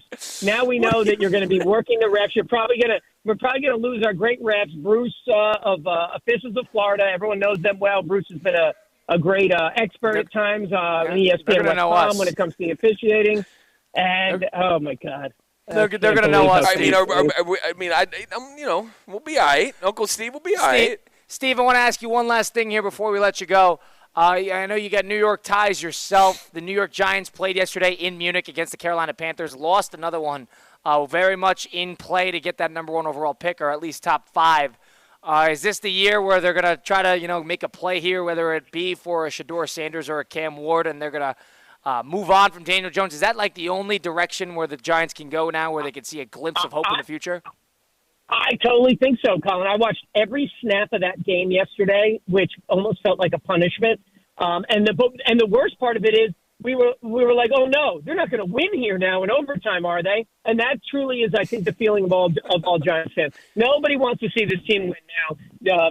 Nobody, except oddly my dad, thinks that Daniel Jones has any upside or skill. I think Daniel Jones is going to win a Super Bowl as a backup on the Chiefs in 2 years. But I don't think he has any business starting. The Giants can go nowhere until they end the Daniel Jones era, because I thought, oh, they have a bad line. Oh, okay, well, Daniel Jones will beat him with his feet. Daniel Jones will beat him with his quickness. I don't even think they threw the ball down. They had one pass downfield yesterday. Now, I don't mean to complete it. I think downfield. It's painful to watch, and all the Giants fans I'm in touch with on the different groups and group chats, there's nobody saying, let's win next week. So, yes, sit him, put Drew Lock in, although Drew Lock may give us a better chance to win, so leave Daniel Jones out there. Whatever gives the Giants the best chance to start fresh, whether that's Cam Ward, Shedeur Sanders, whoever that is next year, needs to start today. All righty. Steve Politzino, the Good Karma Brands president, Palm Beach Sports Commission Hall of Famer. Appreciate you joining us as always, Steve. A lot of fun to talk as always. We got our games this week. We'll give you updates on that. We'll talk next week. Thanks, Steve. Thanks, guys. All right, that's Steve Politzino, the Good Karma Brands president, on Russo and Rizzo. Live here from the Weston Golf Club over here in South Florida for the City Furniture Golf event. It was hot as hell earlier today. It was in the low 90s, high 80s. Oh, I love it. Hotter the better, baby. Oh gosh, I don't love that. But Colin, it it was sounds toasty. like you're missing home a little bit. You sound a little homesick, partner. No, homesick is not the right word. I just don't like when it's 90 degrees out. Maybe that if that's you went home, you got a little homesick, taste. If that's homesick, you could say I would like maybe a different season other than the dead heat of summer. Kyle got a little taste of Ma's home cooking, a little bit of that fall weather. That's a bunch of load of crap. It's not a load of crap. It's Hard Rock Bet. Go try the app now. You've seen a couple weeks of the football season. About halfway through now. Of college football and the NFL with NBA and college basketball in full swing, essentially. It's time to get started and try your first bet on Hard Rock Bet. They got so many different types of parlays that you can check out on the Discover page. You don't even have to put these parlays together. You can bet as little as $1. A couple weeks ago, Florida Better put $1 on a 5-leg parlay of anytime touchdown scores, first touchdown, actually. And he went 5 for 5. Turned a $1 bet into over $40,000. $1 into $40,000 did it on Hard Rock Bet. So can you. Try it today. Download it on the Apple App Store or the Google Play Store, or go to hardrock.bet online. The best part about Hard Rock Bet, to me at least, is it's super easy to use. So for somebody that was relatively a new player like myself, it was really easy to get acclimated and sort of have a sense of where everything is on the app. But also, when you really dive into it and get into the X's and O's within the app, because it's so secretly sophisticated, that's where the experienced player really gets the most out of it, because you could apply so many different types of legs of parlays. You could try the flex parlays, which is where you get a couple picks back. And, of course, they have so many promos that allow you to get more value out of your picks. And, of course, with Monday Night Football coming up tonight, and basically there's football every night, and bigger games now with playoff implications on the college side and the NFL side. There's no better time to get started on Hard Rock Bet. It's on the App Store. Go download it. Try it today. Get up to $100 back in bonus bets if that first bet does not win. So if you bet $100 or any amount of money, you can get up to $100 back if that first bet does not win. That bet can be a parlay, it can be a prop, it can be an over. Any bet you choose, any game you like, over on Hard Rock Bet. Try it today. Hard Rock Bet, offered by the Seminole Tribe of Florida. Must be 21 plus and physically present in Florida to wager. Terms and conditions apply. Concerned about gambling. Call 1-888-ADMIT-IT. Mike and I are going to give some further thoughts into really what the landscape of college football is going to look like with all these SEC losses. Who's going to be the odd man out here? There's going to have to be a couple of decisions to be made by that committee. Who is that going to be? Stick around. It's Russo and Rizzo on ESPN 106.3. Live from the Anajar and Levine Accident Attorney Studios. Anajar and Levine Accident Attorneys. Call 1-800-747-FREE. This is ESPN 1063. Anajar and Levine Accident Attorneys at 1-800-747-FREE, 1-800-747-FREE. Listen, if you were in an accident, car accident, truck accident, slip and fall, trip and fall, injured on the job, workers' comp issues, call Anajar and Levine Accident Attorneys. They will fight for you. They do not get paid unless you get paid, and they will fight to get you the maximum compensation that you know that you deserve. Do not deal with the insurance companies on your own. That's impossible. They make it as such. Anajar and Levine will help you to take back control of your life. Again, you'll always talk about your case with an actual attorney. They answer the phone 24 hours a day, 7 days a week to help you to take back control of your life. Call 1-800-747-FREE, 1-800-747-3733. Car accidents, truck accidents, slip and fall, trip and fall. Call Anajar and Levine, my accident attorneys. Anajar and Levine, accident attorneys. Take back control of your life. Choosing the right candidates for any office can be difficult. My office has lots of drama. My office has its ups and downs. I share my office. But no matter what kind of office you have, one thing's for certain. If you're hiring, you need ZipRecruiter. ZipRecruiter's powerful matching technology finds the most qualified candidates for your roles fast, and you can invite your top choices to apply. In fact, 4 out of 5 employers who post on ZipRecruiter get a quality candidate within the first day. So, for any kind of office, I'm really going places in my office. My office has everything you could ever want. count on ZipRecruiter to find the right candidates for it. Try ZipRecruiter for free today at ZipRecruiter.com/free. That's ZipRecruiter.com/free. ZipRecruiter.com/free. PNC Bank is committed to making a difference in the South Florida community. That's why they offer military banking products, champion veteran-owned businesses, and provide support to local organizations that empower veterans and their families with the resources they need to succeed. PNC Bank. See how they can help you at pnc.com/military. The PNC Financial Services Group, Incorporated, all rights reserved. PNC Bank, National Association, member FDIC. Lease the new 2024 Range Rover Evoque 250S today at Land Rover Palm Beach for only $499 per month with a 42-month lease and only $47.50 down, plus fees and first month's payment. Head over to Land Rover Palm Beach today, located on Okeechobee Boulevard just past the Turnpike, or visit LandRoverPalmBeach.com to set up a test drive of the new 2024 Range Rover Evoque 250S. Land Rover Palm Beach, above and beyond.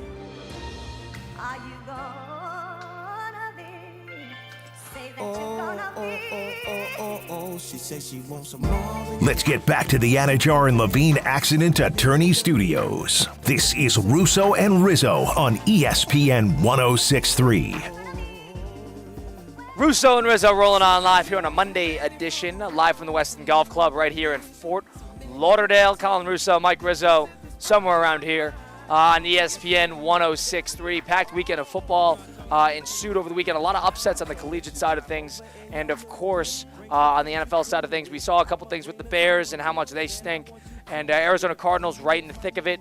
Pittsburgh Steelers right in the thick of it. A whole lot of fun conclusions to be drawn, especially with Monday Night Football coming on tonight. Big game for the Rams now that they already have lost a game to the Arizona Cardinals. And the Rams are going to need to, continue winning because all those teams trending upward. I know the Niners escaped, if you want to call it like that. But those teams are all getting healthier and getting more into a rhythm here. So that's going to be a tricky game now. I don't know if the Dolphins will play desperate, but we'll see what happens tonight on Monday Night Football on ESPN. It's Russo and Rizzo. It's Monday now, about a week and a half into November. And for those of you on the video stream, you could listen or watch live on YouTube, Facebook, and Twitter. You could, at ESPN West Palm, you could see my beard is slowly starting to come in. And it gets a little thicker in the goatee area. It is relatively uneven. But that's the reason I'm growing out my beard is because of No Shave November. For the YSL, the Cancer Alliance of Hope and Help, is going down, and I'm doing No Shave November, raising money for a great cause for cancer patients right here in the Palm Beach County area. All you got to do to help donate to my cause, I would really appreciate it. Of course, you don't have to, but all you got to do is text MEN9 to 71777. That's text MEN9. No spaces, and just a capital M on that one to 71777. If you want to consider donating to a great cause, helping cancer patients in the area goes directly to research. And I get to shave my beard at the iBar Happy Hour, which will be at PGA National on December 3rd. So that will be a professional actual shave, which I've never had before, which I'm excited about. You never had the whole barbershop experience, Negative. as I call it? I do it on my own, which I have always thought it was the honest way to doing it, but I'm curious. So I'm going to do it at the PGA National coming up in a couple weeks. But Mike Rizzo back joining us now on Russo and Rizzo. But I'm doing No Shave November. So for those of you who want to consider donating, check out my Twitter, Colin Russo7 on Twitter, or X, I should say, or text MEN9 to 71777 if you want to consider donating. I would appreciate it, everything. And this goes for a great cause right here, helping people in the Palm Beach County area. College football side of things, the SEC. Now all of a sudden the committee is going to have a bit of a decision to make. We talked with Jonathan Zaslow a little earlier, and he said something that's abundantly clear now is the ACC is only. There was a question on whether Miami could have gotten a bid had they lost the ACC title game going in undefeated, but I think that we could forget. Now all of a sudden, with all those Big Ten teams continuing to win, that being Indiana, Ohio State, Penn State, Oregon, you're going to have 4 in there from the Big Ten. And Alabama just had a big resume-building victory over LSU. Georgia probably has one of, if not the biggest resume win in the field over Texas on the road. And, of course, Tennessee and Ole Miss respectively have their wins over Alabama and Georgia. It's a big transitive property of who beat who. Yep. And now all of a sudden, if you're the committee, other than eye test, how are you going to rank these teams 1 through 12 and have any sort of sense of who really the best team is? Yeah, and I'm interested who they're going to have higher, Alabama or Ole Miss. I'm assuming Alabama because they beat LSU and Georgia. You know, Ole Miss, I don't want to say only beat Georgia. That is a tremendous win. But they're two-loss SEC teams, and I wonder how that's going to shake out. And I truly wonder, Colin, which is going to be the last of the SEC teams to get in. Like, obviously, you got to consider A&M too, because A&M has Texas on the schedule still, so they might fall to 2 losses as well. Right, and obviously you have no matter what. In my opinion, I think you agree with me on this. You're going to have the SEC champion in there and the team that gets in there, no matter what. And the runner-up. Yeah, no matter what. No matter what. Those 2 teams will be in. Is it going to be 4? Is it going to be 5? Could it be possibly 6? Now, if you get to 6 teams, you're going to be leaving some of those Big Ten teams off, which I don't think is going to happen. Now, you mentioned, and I'm not going to hold you to it because it's we did Overreaction Monday. You intrigued me as a Buckeye fan because you said you said Indiana's going to beat Ohio State. Why would Ohio State be able to get in with 2 losses and a loss at home to Indiana and not playing in their championship game? Well, draw me a situation in which Ohio State does not get in. Why would I don't can they get in? Sorry to cut you off. Do they get in with the second loss? Yes. Okay. Probably. That's what I mean, but it becomes dicey, right? Are you going to put a 2-loss SEC team in who probably has a better win, like a Ole Miss against Alabama? Which one do you think is better? Not Alabama, I'm sorry. Which one do you think would be better? The Ohio State win at Penn State or the Ole Miss win against Georgia? This is where I don't envy the committee's job. Let's be honest. This is all what if. All right. But we know that mayhem is going to happen. We know that the committee is going to leave a 2-loss SEC team out that probably maybe should deserve to be in. I love it. I personally love all the mayhem. I'm here for all the mayhem as long as it's not my team, Colin, as long as it's not the Buckeyes with 2 losses. I am here for all the mayhem, and I have no idea which 2-loss SEC teams are going to get in. And if Tennessee does lose, they're another one. And you know who somebody's now all of a sudden, we didn't bring it up yet, with that loss that Iowa State suffered to Kansas in tremendous fashion. Colorado's going to have a lick at BYU with a chance to steal that Big 12 bid. That would be huge. Does BYU for college get in? Football. Yeah, if they BYU probably wouldn't get in, but it's a conversation. They probably wouldn't. And they're all going to be crying. All those say if BYU, and we're doing the hypotheticals, if BYU does lose that game, Colin, you're talking about, the Big 12 commissioner will be very upset. Yeah, if because BYU's got a good they got a good resume. Yeah, if BYU doesn't get into that playoff and a 2-loss SEC team gets in, a 2-loss Big 10 team gets in, they're going to be very upset about that. I agree, rightfully so. And if they just lose to Colorado going undefeated in the regular season after beating a Kansas State, after beating an SMU, after beating a Utah on the road like that, that would be, to me, a rough look. But in a lot of ways, I think everybody would agree, if you're really to think about it, and it boils down to it, those SEC, we got our Ole Miss buddies. Yeah, there he is, my guy G. That a boy G. You're going to have a situation now with those multiple SEC teams that are probably past the eye test and the resume test over a team like BYU.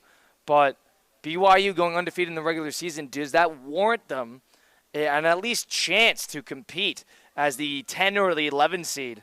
Comparatively, they're going to be chomping at the bits against the likes of Georgia, Ole Miss, or Alabama on that late, slate of teams in that 9, 10, 11 range. And they're going to think about brand. They're going to think about best player.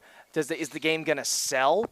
They're going to think about all of those things. So that is something that does not favor BYU from the perspective of the committee. And off of what you just said, they're going to be upset. Does it sell? Is the game going to be intriguing? Do you think that the college football playoff can't stand? They got to have a group of 5 team in there.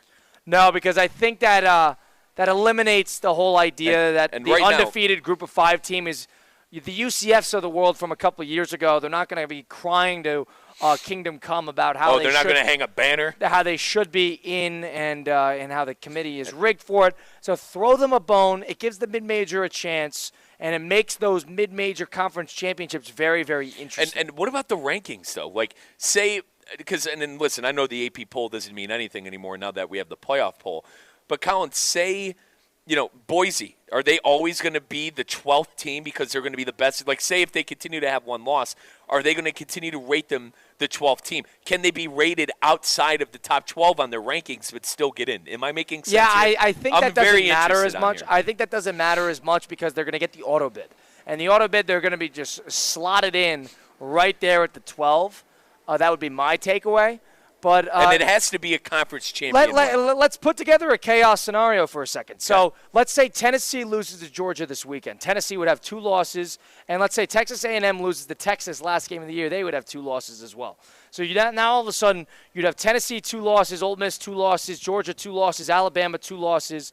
And what was that last one? It was which one, brother? Texas A&M. Okay, would have 2 losses as well. And I want to say this before we continue. A&M would have 3 overall, 2 in conference. 3 overall, yes. 2 in conference. So I think they would be the odd man out. And then they have the win over Georgia. So how much does that matter in the thick of it? Tennessee would have the head-to-head over Alabama, but Alabama would have the head-to-head over Georgia. And then Georgia, in that case, would have the head-to-head over Tennessee. So there's a little bit of a love triangle there. Those 3 would all have to get in. Then you'd have to put in the A&Ms of the world. How do they fit in the thick of it? Because they lost to Texas, but they beat a team like LSU, but they also lost to Notre Dame. So all of a sudden, that's a 3-loss total overall team. They would probably be the odd man out. And, Colin, we've seen almost outside of that A&M and Texas game at the end of the year, that's the last big SEC game of the year. We've seen all the big matchups already. For SEC? Yeah. Well, they got Tennessee, Georgia. Well, that's after this weekend. And then you Texas A&M, Texas, last game of the year. That's what I mean. After this weekend, A&M and Texas is like the last. Auburn, Alabama will always be close.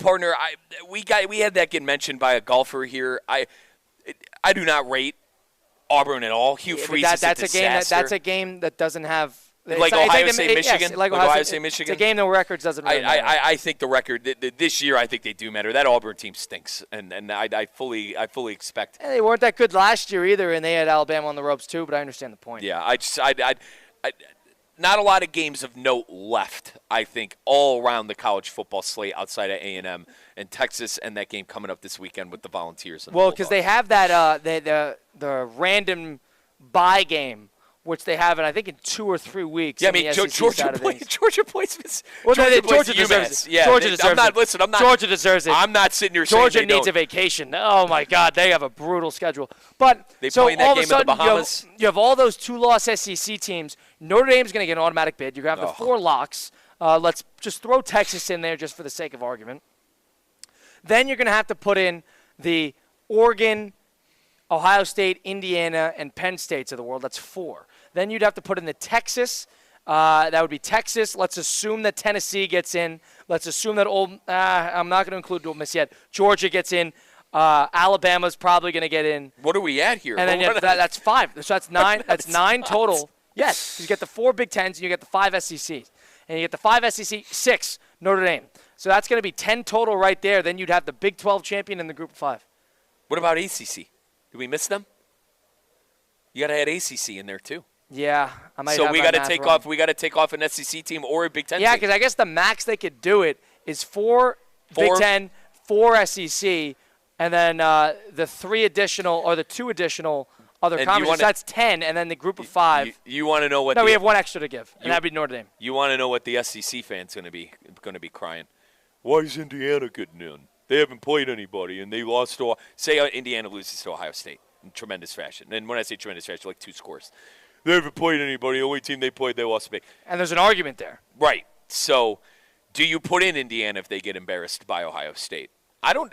Listen, and I understand the Florida. We have a lot of Florida State fans around who felt like they've been slighted. Who wanted to watch that Florida State team in that game with their third string quarterback? They're going to get rolled by Michigan no matter what. Okay. So like, I am completely okay if Indiana gets trounced, even as a Big Ten guy, Colin. I am completely okay with leaving Indiana out if they look horrible against the Buckeyes. It's a big if. They haven't looked horrible against anybody all year long. You could argue that Michigan game. Michigan's bad. That's the only reason I'm kind of off them. I'm off. You had me scared. They were up 14-3, and then they just let them hang around. You had me scared. Can't lie. You and my dad, who we had in studio on Friday. You guys had me scared about Indiana over the weekend.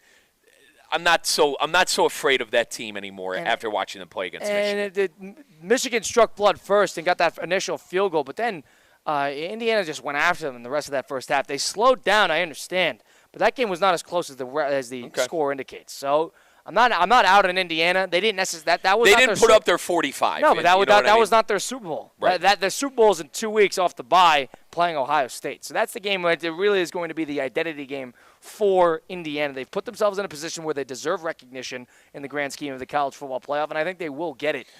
Too on top. But yeah, of that. our Ole Miss fans here that are here that have how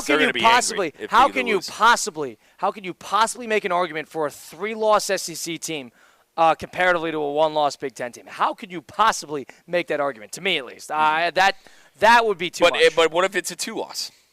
What if it's a 2-loss? One of these teams that beat Georgia. I'd have to go Alabama. through all the potential matchups on the amount of 2 losses that can possibly happen in the SEC. But in terms of regular season, the total amount of 2 losses, if that comes out to a bunch of it, then that's chaos scenario. And then you have I'm going to root for Colorado to beat BYU. I know I'm in on BYU. So in my opinion, you're going to have 4 2-loss teams, Colin. Tennessee, Georgia, Ole Miss, Alabama. That's 4. Texas A&M.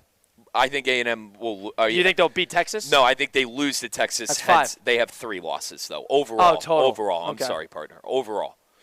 All right. So there's 4 2-loss teams already. And what if A&M beats Texas? Then that's 5. That's and brutal. then 6. Then Partner, no 6. That's 6. Yeah, we double up. Because Texas has 2 losses and A&M has 2 losses. Brother, we double up because A&M would have 2 and 2 Texas overall. would have 2 overall. And A&M would be a shoo-in for that SEC title game. Right. So we would have 6. That's real chaos. Yeah, that is. If Texas A, so say this is what needs to happen for our chaos. Georgia needs to beat Tennessee.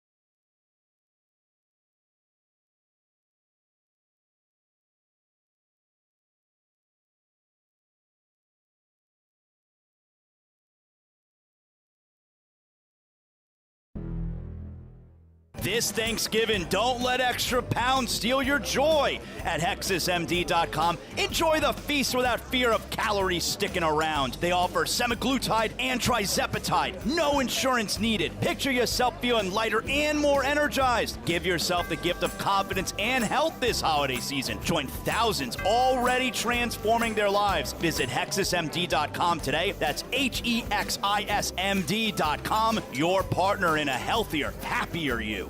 Hey, it's Josh Cohen. When you need auto repair, honesty and reliability are everything. Trust the home for honest, reliable service since 1970. St. Lucie Battery and Tire. St. Lucie Battery and Tire has all the tire and battery brands in stock for cars, trucks, RVs, marine, power sports, golf carts, everything.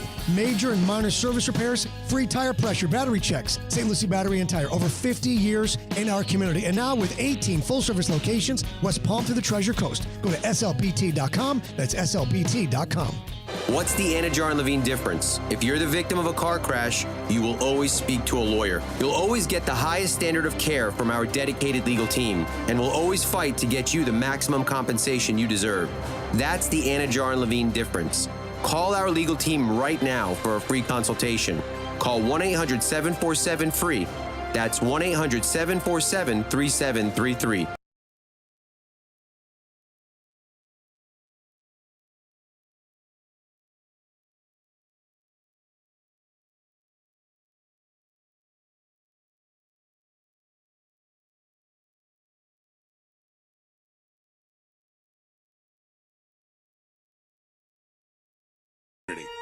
Today and every day, we salute those that made the ultimate sacrifice. From Humana and ESPN West Palm, thank you to all the servicemen and women in Palm Beach County and the Treasure Coast. Ladies and gentlemen, we got the Knox in the house, right? And I go by the name of Wyclef. I bought the band. And we need all the sexy ladies to report on the dance floor. And you know my slogan, no fighting and no hiding. Let's get back to the Anna Jar and Levine Accident Attorney Studios. This is Russo and Rizzo on ESPN 106.3. Russo and Rizzo closing out a Monday edition on ESPN 106.3. Colin Russo, Mike Rizzo, Christian Cat helping us out on the ones and twos behind the glass, making sure we go over the air back at the City Play Studios in downtown West Palm Beach. We're in Weston at the Weston Golf Club for the City Furniture Golf Outing, having a whole lot of fun here. We parked over on hole number 1 and basically heckled every golfer that came within our vicinity. But a whole lot of fun here. It's a good little change of pace, a little field trip for Mike and I that we've enjoyed thoroughly. And it's been a packed show today. We heard from Steve Politzino, our Good Karma Band's president, and, of course, Jonathan Zaslow of the Zaslow Show 2.0. It's been a whole lot of fun. Now it's time for us to actually do a little bit of preview, because now we got to do our Monday Night Football picks presented by Hard Rock Bet.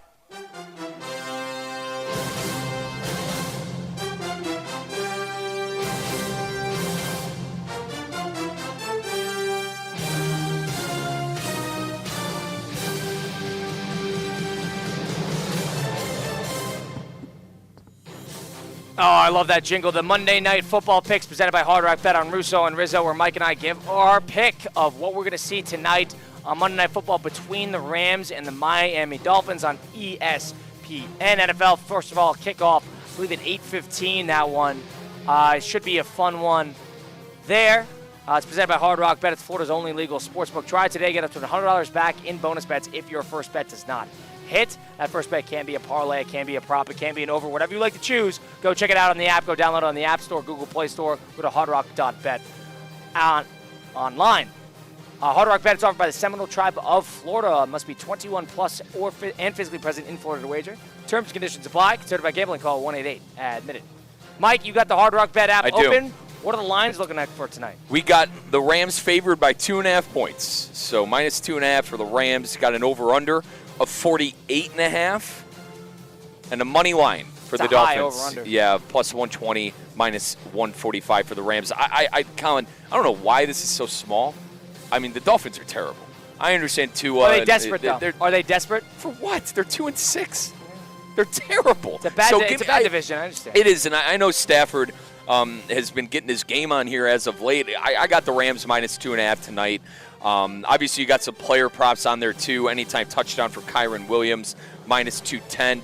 Devon A-Chain, -120. You're getting plus odds with Cooper Kupp, Pakua Nacua. So if you think any of those healthy, Colin's been telling you all show, those receivers are healthy, they're back. If you like Cooper Kupp, Pakua Nacua to get in on that Hard Rock app, I got +115 for Cooper Kupp, +135 for Pakua Nacua as well. So, Puka Nacua? Puka Nacua? Pakua Nacua. No, it's Puka Nacua. C-Cat's all-time troll today. It's okay. Yeah, he's in a mood. It's all right. He's sitting in but a box. you got Nacua +135. So if you like any of those, I'd probably go with Kupp. I like those +115 odds with Kupp. C-Cat, do you like anything tonight on the gambling lines? I don't like anything. I love this in particular. Did you know that Ron Tolbert is the elite official in tonight's game? Probably didn't know that, but I know that because of this. When Ron Tolbert is the referee, the LA Rams are 8-0 straight up as favorites. Wow. They are 5-0 straight up at home. I'm taking Rams money line. I would take the Rams tonight with the points. I don't know why you would take the money line. You could take them with the points at that point when they got a guy who's 8-0. But I take them with the points as well because they're also, people haven't really said this, but Steven Avila and Jonah Jackson, 2 key offensive linemen for them, they haven't really had all year, are activated off of IR for this game. So, and they have a pretty decent offensive line when everybody's healthy, and they just haven't been. So that's better news for Kyren Williams. It's better news for Matthew Stafford. That's better news for that receiving core. And for a team that needs to kind of keep up pace with everybody else in that NFC West, which is very competitive all of a sudden, the Rams are going to have to come tonight and come tonight in a big way, and I think they will. So I'll take them -2.5 as well. We got some passing, some player prop passing, too. 255.5 for Stafford. That's Is that high. a lot? That's high. It's a lot, That's dude. high. That under looks pretty good to me. And then Tua's 245.5. So I would take the under 2 overall passing on the quarterbacks. points, too. 48.5. Yeah, 48.5. I would take that under. I don't think you're going to see a ton of scoring tonight. I think you're going to see a pretty controlled game, especially on the Rams side of things. I think they're going to be trying to control the line of scrimmage, control the time of possession. I don't think this is going to be any sort of shootout. But 48.5, a fairly large line, a surprising line. But I would take the Rams and -2.5 along with that under at 48.5. So a lot of people are on this parlay. Kyren Williams, anytime touchdown. Devon A-Chain, anytime touchdown. Tyreek Hill, anytime touchdown. And Puka Nacua. How many guys can score in this anytime game? touchdown. Yeah, That's plus 1,400 odds. That's under the quote-unquote popular parlays tonight. This guy's hoping for a lot of points, Kyle. Yeah, and that's how easy it is to really get involved in a parlay on that app, on the Hard Rock Bet app. Is you just have to, a couple clicks away, a couple taps away, you could just tail a giant parlay that somebody else created with great odds and a promo attached. It's so easy. That's why I love that app. It's got it all right there for you. Yep. 42,000 people have taken the Kyren Williams anytime touchdown at -210. Like, these are some of the fun stuff that you guys should look up right here on the app. So take a look. Give it a download. Take it a look. That was our Monday Night Football picks presented by Hard Rock Bet on Russo and Rizzo on ESPN 106.3. C-Cat, our punchline picks of the week, in which we, Mike and I, as a group, compete against you and Theo Dorsey of Theoretically Speaking, which you could hear 2 to 4 on these very airwaves weekdays. You guys, I believe, finished with the same record, 3-4, as us this week. Am I correct on that? No, you're wrong. You're selling us a little bit too strong. We only won 2 games. Okay. So we are now tied. So it's tied. Okay. All right, so what did you win? You won the Colorado bet. What was the other one you guys had? We also won, let me see here, I forget, honestly. Put so much down all weekend long. The other game that we won was, actually, hold on. The Broncos. Well, we won, the Broncos +8. Yes, we won that's that right. Okay, yeah, sorry. yeah. I thought that was a good bet, too. Wow. I mean, we as a collective. But you took that Giant game. That Giant bet was rough. I don't know why you would take that Giant. That was a heavy favorite. They're in Munich. The Giants stink. And following the money. What was the popular bet? Panthers? Yeah, everyone was all So over the C-Cat, Panthers, you but go- all the you money go- was in the Giants. You're a hard believer in fading the public, right? Yeah, especially when the number of tickets favor the public on one side, but it's the opposite with the amount of money on the other side. That's what I'd like to do. Yeah, the sharps are betting New York while the public and kids, not kids. Kids can't bet, but people on the app. All right, people on the app, guys, are betting on. Yes. Okay. Yeah, I mean, what we got. We had a couple rough ones. Georgia was a rough one. Yeah, I they cannot didn't even believe show that. up. Can I say something? BYU, we got screwed. How about Georgia? What an awful game. And Christian and I were lucky enough to be on for the Kaiser Seahawks game with their big win over the weekend. We didn't get to watch any of that. I texted you. I said, Kyle, what happened? You go, Riz, they couldn't score. No. 10 points. Yeah, well, the worst part is they get an immediate pick on the first drive of the game with Dart, and that's when Dart got hurt. There was a terrible interception. Georgia gets the ball in Ole Miss territory. 6-7 plays later, they were able to score a touchdown. I thought this game was going to be much more to what we saw akin to that Texas game. And then the name is losing me right now. I believe it was Austin Simmons. He's a Miami guy. He was their backup quarterback, a lefty for Ole Miss. Comes in. And the most methodical take-him-down-the-field drive I've ever seen. And he was superb. He was ready to go. And then Dart's coming out of the locker room during that. I'm sort of thinking, I'm like, keep Dart out of the game. This kid is on fire. They were able to score a touchdown and a couple key stops here and there, pinning them back at their own territory a number of times. Georgia just can't move the ball. And they lead the FBS, I think, in drops with like 27 or 28. So from that perspective, two facets of Georgia's team is terrible. And it's in my opinion, the quarterback play stinks and the receiving play stinks. They have a good running game. They have a fairly decent offensive line. I know he was getting banged around a bit against Ole Miss, but Ole Miss has a great defensive line. They have a fairly good defensive line, and they have a great defense with a great coach. They have two facets of that team that absolutely stink. So because of that, I don't think that's really the makings of a championship-winning team. I wouldn't really put money on them to win in that playoff. That would just be my perspective. Yeah, same way here, Colin. I said in my overreaction Monday that I could see them possibly not making the college football playoff. Yeah, they might be the odd man out. Let's hope for a doomsday scenario in which this is going to be utter chaos. Get a couple two-loss SEC teams with Georgia playing Tennessee next week and A&M, Texas at the end of the year. Whole lot to follow, whole lot to do. It's been a Monday edition live from the Weston Golf Club right here in South Florida in the Fort Lauderdale area at the City Furniture Golf outing. Big thanks to Christian Cat helping us out back at City Place Studios on the ones and twos, making sure we go over the air. Mike Rizzo, Colin Russo sending you off. Back at it tomorrow, 4 to 6, same time. Don't miss it. ESPN 106.3. I'm still going for it, even with higher stroke risk from atrial fibrillation, an irregular heartbeat not caused by a heart valve problem. Over a 3-year study, Eliquis apixaban tablets reduce stroke risk better than warfarin, and over 97% of Eliquis patients did not experience a stroke. A first stroke occurred in 2.9% of warfarin patients versus 2.3% of Eliquis.